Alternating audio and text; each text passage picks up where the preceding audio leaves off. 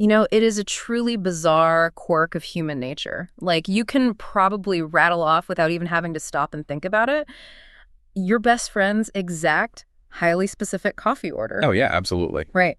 Yeah. You know, it is 2 pumps of vanilla oat milk, extra hot, exactly 145 degrees. You practically have it memorized. Exactly. You know, your partner's specific emotional triggers, you know, your coworkers' birthdays. You know exactly how to carefully navigate the shifting moods of almost everyone around you. Right. But then when it comes to your own needs, your own mental baseline, I mean, we tend to treat our own needs like an unread email. Oh, wow, yeah. The kind of email that has just been sitting in your inbox for like 3 weeks, quietly inducing a low-level state of panic every time you look at the screen. Yes, exactly. It is that little red notification bubble just glaring at you, and instead of opening it and actually dealing with what is inside, you just sort of swipe it. You just want it gone. Right. You mark it as read to clear the notification just to get it out of the way so you can go back to answering everyone else's messages. Because dealing with it requires an energy expenditure you feel like you just do not have right now. Spot on. So today on our deep dive, we are taking a stack of our sources, which focus heavily on human behavioral patterns, evolutionary psychology, and relationship dynamics. And we are looking at a concept that sounds, well, honestly, a little provocative. It really is. We are unpacking the idea of learning to love yourself more than anyone else. Yeah. Not just equally, not just as much as your neighbor, more. Our mission today is to figure out why prioritizing yourself is not actually a character flaw. Right. It is the absolute biological and psychological foundation for truly loving anyone else in your life. Which is a huge claim to make. What's fascinating here is how deeply, almost invisibly, we are culturally and historically conditioned to equate the concept of love with the concept of sacrifice. Oh, absolutely. Like from the time we are young, the stories we were told, the media we consume, the historical role models we were taught to look up to, they all just reinforce this underlying narrative. That if you aren't sacrificing, you aren't doing it right. Exactly. That if you are not actively exhausting yourself for other people, you simply aren't a good person. We have tangled up moral goodness with complete self-depletion. Wow.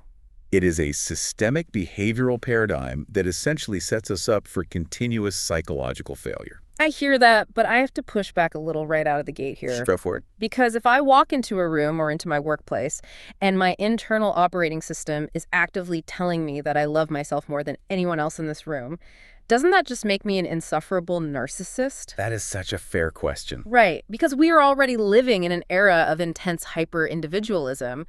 Isn't this exact philosophy just going to breed a society of arrogant people who only care about themselves? Yeah, the hesitation you're feeling is incredibly common. And it's actually the precise reason so many empathetic people actively shy away from this kind of internal work. Because they don't want to be the bad guy. Exactly. We chronically confuse healthy self-preservation with toxic arrogance. Yeah. If you look at the psychological mechanics, I mean, arrogance or narcissism is rooted in a delusion of superiority. Right, like thinking you're just better than everyone. Right, it is a belief that you are fundamentally better than everyone else, and therefore the social contract just doesn't apply to you. Narcissism is about extracting value from others to inflate yourself. Okay, so how is this different? Well, what the source text is pointing to is the mechanics of self-preservation. Right. It is recognizing that your capacity to be of any genuine use to the world, to your family, or to your community is directly proportionally tied to the condition of your own internal ecosystem. Oh, I see. So it's not about being better than the person next to you. Exactly. It's about recognizing that you are the only mechanic assigned to keep your specific engine running. Which brings us right into the core myth we really need to deconstruct today, the idea that self-focus is inherently selfish. And the source material uses an analogy that we have all heard 1,000 times, which is the oxygen mask rule on an airplane. But I want to push past the cliche here and look at the actual physics of why that rule exists. It is a perfect physical representation of an emotional reality. Like every time you fly, the flight attendant says, put your own mask on first before assisting others. And we just tune it out. We passively nod along, but we rarely apply the brutal biological reality of that to our emotional lives. Right, because if you've ever watched those hypoxia training videos that pilots have to do where they're in a depressurized chamber, It is honestly terrifying. It happens so fast. The brain loses executive function in a matter of seconds. If the cabin loses pressure and you are frantically trying to play the hero, reaching across the aisle to put masks on the people next to you without putting your own on first. You aren't just going to get tired. Exactly. Your brain is going to literally shut down. You are going to pass out. And the millisecond you pass out, you are entirely useless to the people you were trying so desperately to save. Which defeats the whole purpose. Right. But worse than that, you have now become a liability in the cabin. You have become just another unconscious body that someone else has to expend energy to rescue. Oh. That is the physical reality of hypoxia. But it translates perfectly to our emotional reality.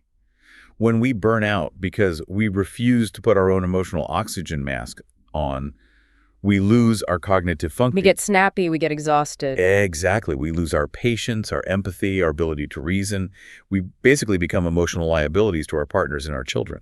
The danger of giving from an empty cup. Our sources make this incredible point about what happens when you give from a place of absolute systemic depletion. It's a huge shift in perspective. It really is. It says that when you are physically and spiritually drained, the quote-unquote love you are giving to other people isn't actually love at all. It is compensation. The psychology behind that is just fascinating.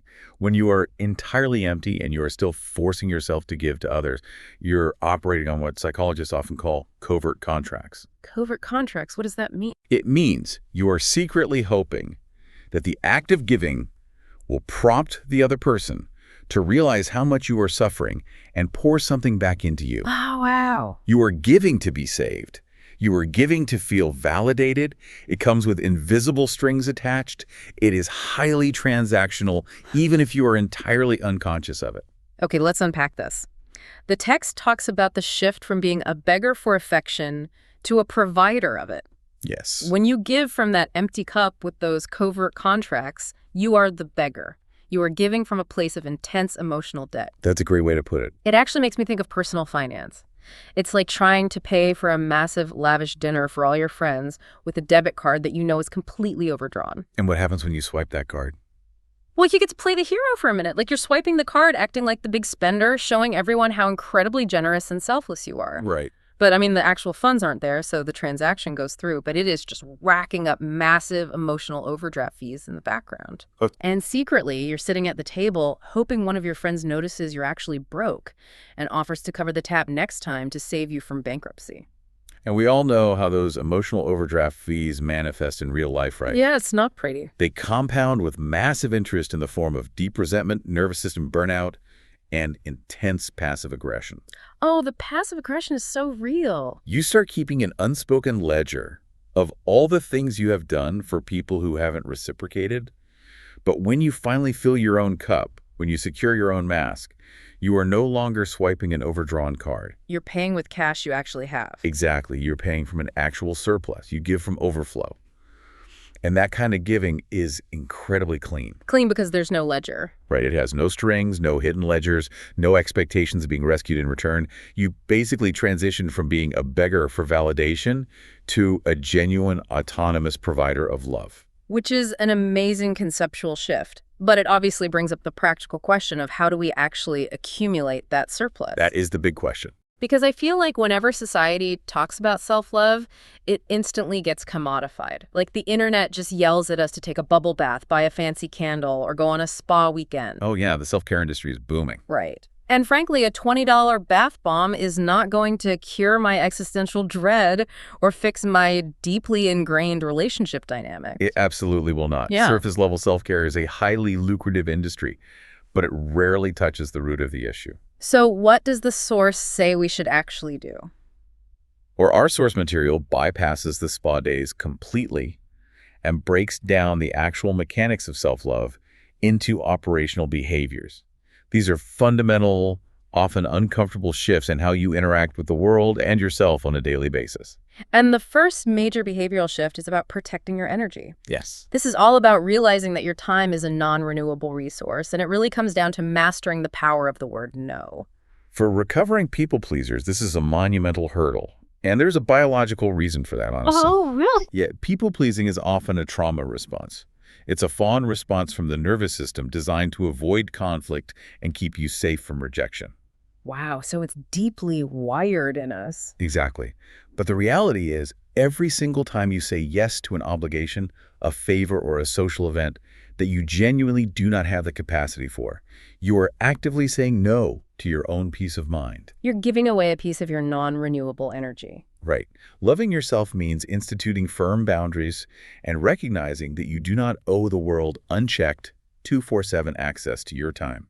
Think about your own day yesterday. I mean, really think about it. How many times did you say yes to a meeting or take on an extra task or agree to a favor simply because you couldn't tolerate the temporary discomfort of looking difficult? It happens so fast we don't even notice it. It's like treating your time like public property instead of VIP real estate.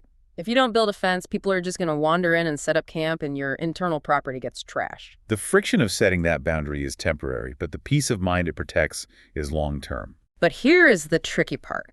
You can build a massive fortress around your time. You can block out the external world and say no to everyone. Right. But what happens when the threat is coming from inside the house?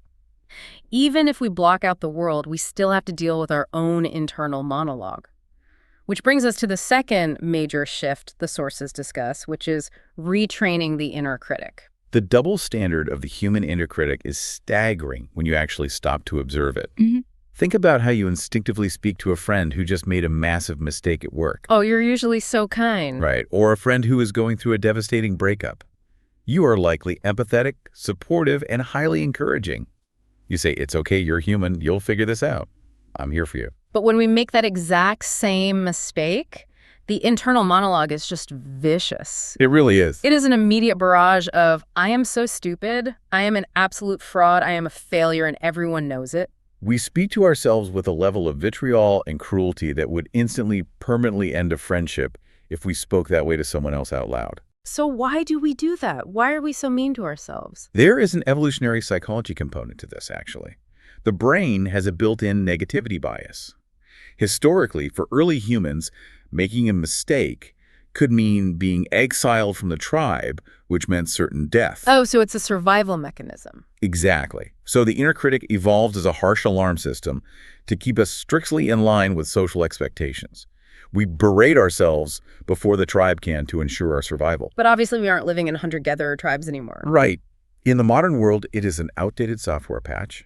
It is doing massive psychological damage. Yeah. Self-love is the active, conscious decision to override that outdated software. It is deciding to become your own ride or die.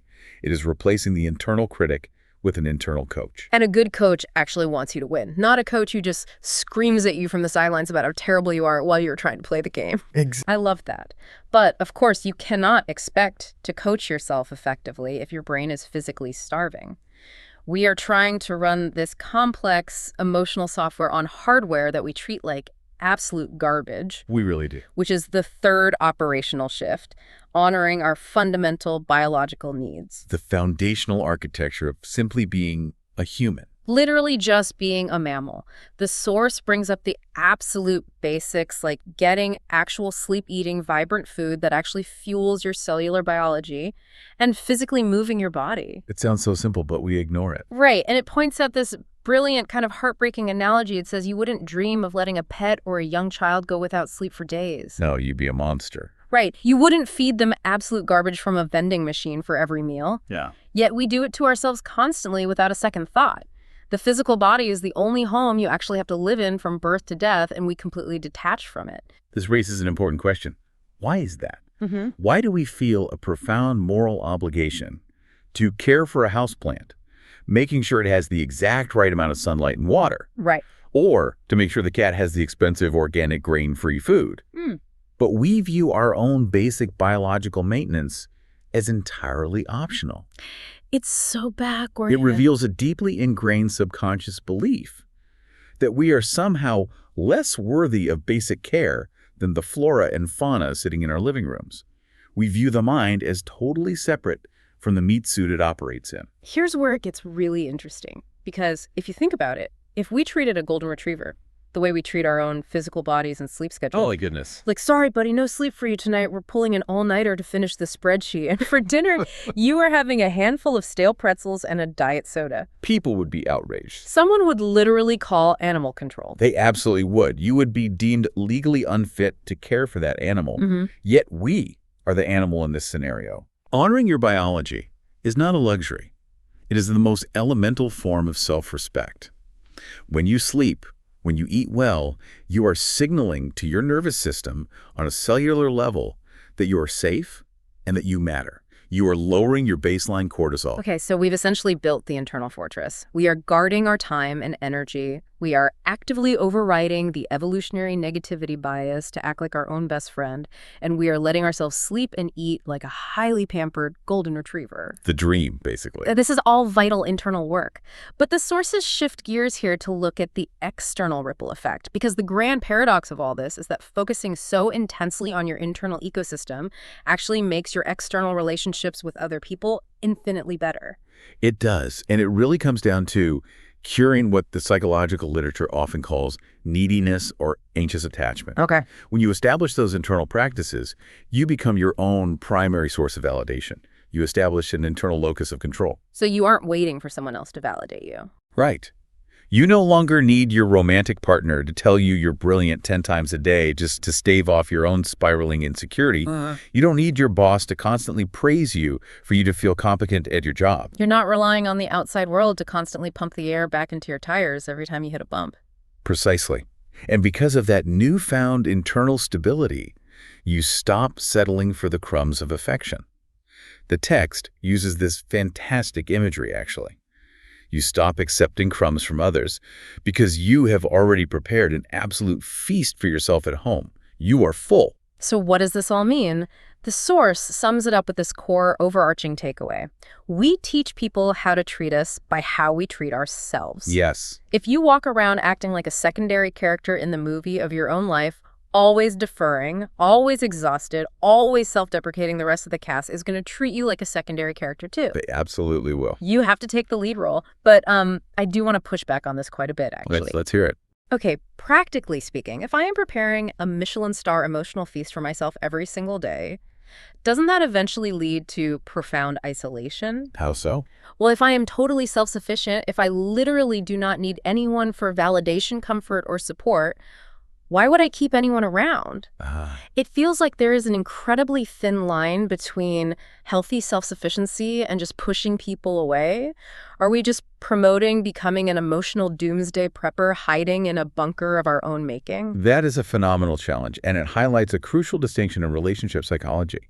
It is the profound difference between enjoying affection from others versus relying on it for your baseline emotional survival. Okay. We are social primates. Yeah. Of course, you want someone to cook for you sometimes. Of course, it is wonderful and necessary to receive love, intimacy, and care from a partner or a community. Right. It's nice to be taken care of. The shift we are talking about isn't about building a bunker. It is about the fact that if your partner doesn't cook for you one night, or if they have a bad day and can't validate you, you don't emotionally starve. You don't spiral into an anxious breakdown. You just go home and eat the feast you already know how to make. You have a backup generator. Exactly. You deeply enjoy their contribution to your life, but your psychological survival does not hinge on it. And that systemic behavioral shift changes absolutely everything about who you allow into your life. Because your standards are higher. Right. When you have high internal standards, you naturally, almost effortlessly, filter out people who disrespect you. Those people, the manipulators, the highly narcissistic users, the energy vampires. They don't stick around. No. They are actively repelled by self-respect. They're scanning the room for someone who is starving someone who will accept crumbs and be grateful for it. When they see you already eating a feast, they realize you are immune to their tactics and they move on. They know you're not an easy target. It's like having a world-class security system installed on that VIP real estate we talked about earlier. The alarm just scares them off before they even try the door. Exactly right. Which brings us to the ultimate relationship, the one that supersedes the boss, the partner, the friends, everyone. Our source material leaves us with a quote from Oscar Wilde. To love oneself is the beginning of a lifelong romance. A lifelong romance. The word romance there is chosen so intentionally. Yeah. Romance implies wooing. It implies deep curiosity. It implies patience. And most importantly, it implies a commitment that endures through difficult seasons. And the sources are very clear that this isn't a final destination. It is not a video game where you beat the final boss, check the self-love box, and you're magically cured of self-doubt forever. Oh, definitely not. It's a messy daily practice. It means loving the highly imperfect version of yourself on the days you really do not feel like royalty. The days you skip the gym or snap at a friend because you're stressed, or eat the stale vending machine pretzels. We all have those days. We do. And you have to be your own ride or die coach on those days too, maybe especially on those days. Because the profound reality check here, and this is a stark biological and temporal fact that we often spend our entire lives trying to distract ourselves from with noise and busyness. Right. Is that from the exact second you take your first breath to the very moment your brain activity ceases and you leave this earth, the only entity who is with you for every single second of that journey is you. You are your own permanent roommate, the one lease you literally cannot break. If we connect this to the bigger picture, prioritizing yourself isn't some fluffy, self-indulgent self-help trend. No. When you deeply internalize that you are the singular, unbroken constant in your own life, learning to unconditionally love and care for that constant becomes the most logical, rational, and highly practical survival strategy a human being can possibly adopt. To help put that very practical survival strategy into action, the source actually leaves us with a specific piece of homework. Oh yeah, the mirror exercise. Yes, it is incredibly simple, but if you actually do it, it is not easy. Tonight, before you go to bed, you are supposed to look in the mirror. Look yourself directly in the eyes, which most of us actively avoid doing, and say out loud, "I've got your back." That's powerful. It really is. Stop swiping away the unread email. Open it. Answer it. Commit to being a good companion to yourself. And as you try that mirror exercise tonight, I want to leave you with a final thought to mull over. Okay. If we truly commit to this lifelong romance with ourselves, if we actually do the psychological work to become our own best companion, our own source of joy and validation, does that mean we could actually eradicate the modern epidemic of loneliness? Wow. Think about it. If you are fully at peace, fully secure, and endlessly entertained by your own company, is it even technically possible to feel lonely when you are alone?